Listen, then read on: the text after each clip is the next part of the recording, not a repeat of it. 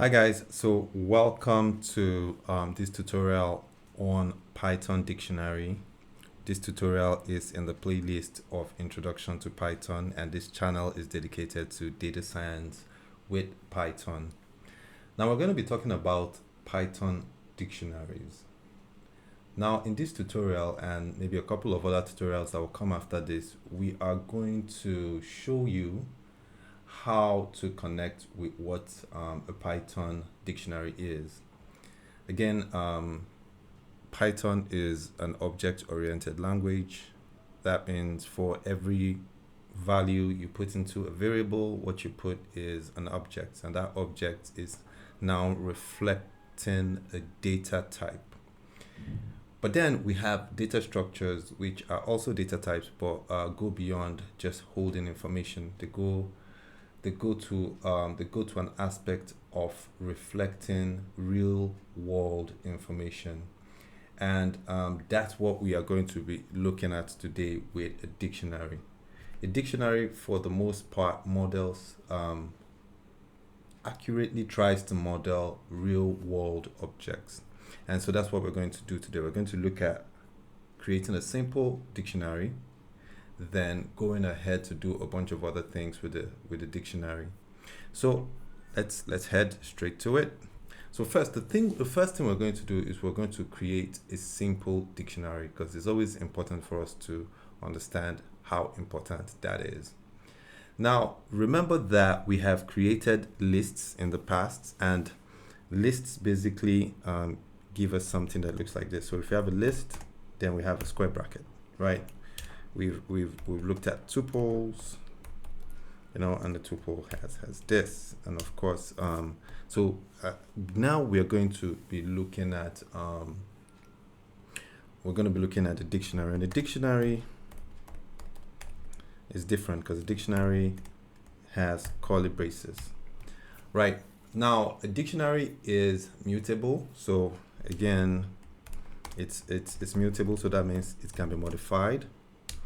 A dictionary has key value pairs. That's what it's called. So that means we have two values inside of a dictionary, where one, which is a key, references the value, right?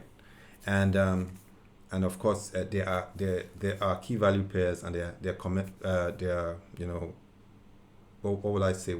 They're separated by commas. So we're going to create one. So the first thing we're going to do is we're going to create a dictionary. So let me call this, say, profile, right? I'll call this a profile, because I want to use a profile because it models what real world objects look like. Now I have put in the assignment key.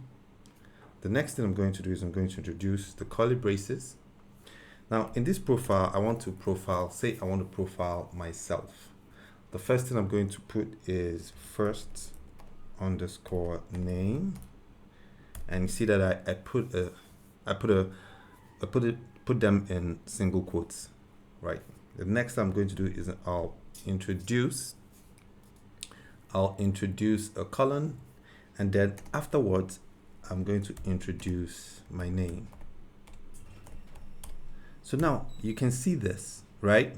Key and a value. You can see how they reference each other, a key and a value. So now you start to get a sense of what we're doing with the dictionary. A dictionary can basically model real world information. Now, the next thing I'm going to do, and you guessed it right, I'll create last underscore name, right? See that? And again, I'll put a colon here, and then the value will be my last name, right? See how that comes in again? Now I want to do something else again. Okay, let me just break them down here. So I'll break this down again. So now I'm going to introduce, say, email, right? And there's email again, and I put the colon, and now the next I'm going to have is my email.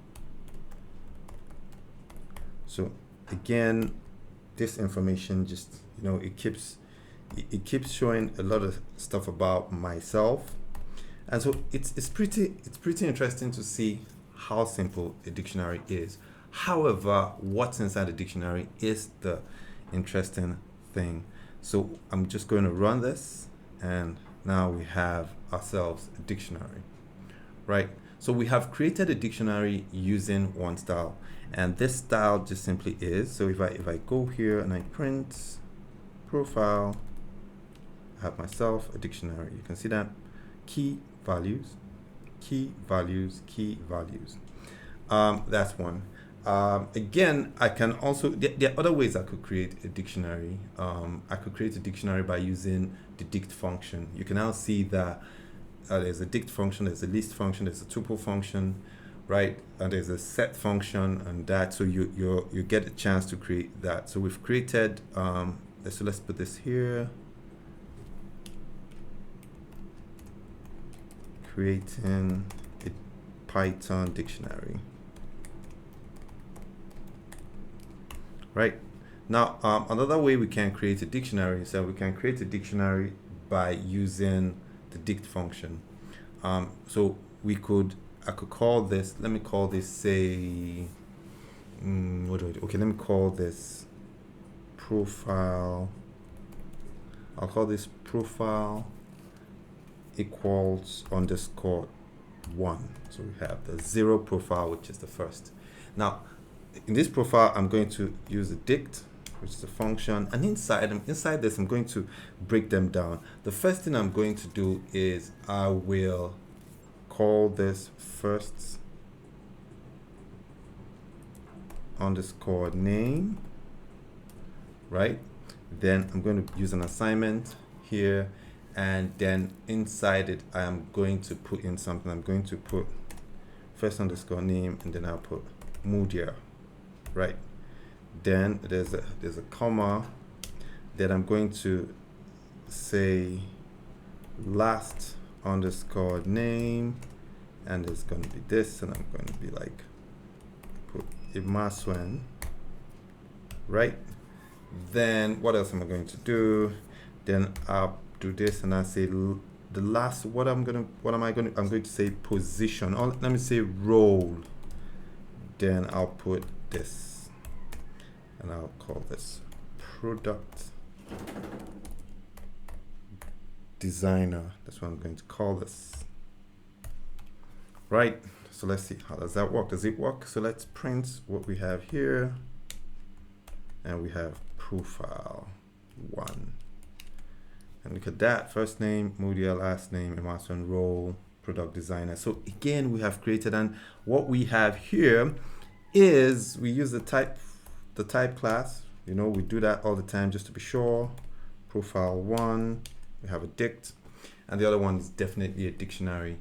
So again, you see that pretty simple way to create a dictionary, Python dictionary, mutable, key value pairs, and you use curly braces to create it. You can create a Python dictionary, which is a data type that had key value pairs. You can see how I first created it here, and I printed them out. And then again, I use the dict function. Here, let me say using the dict function to create a dictionary. Right, so you see that, pretty simple. So I'll advise you go over the video a couple of times just to get a sense of what a dictionary is. Now, the interesting thing about this is that in future, we're going to make use of all these things we are learning, these objects, these little Python objects. We're going to use them in doing data analysis and data science. So we're going to always reflect on these things. Again, like, subscribe, share with your friends and enemies so we can learn Python one object at a time.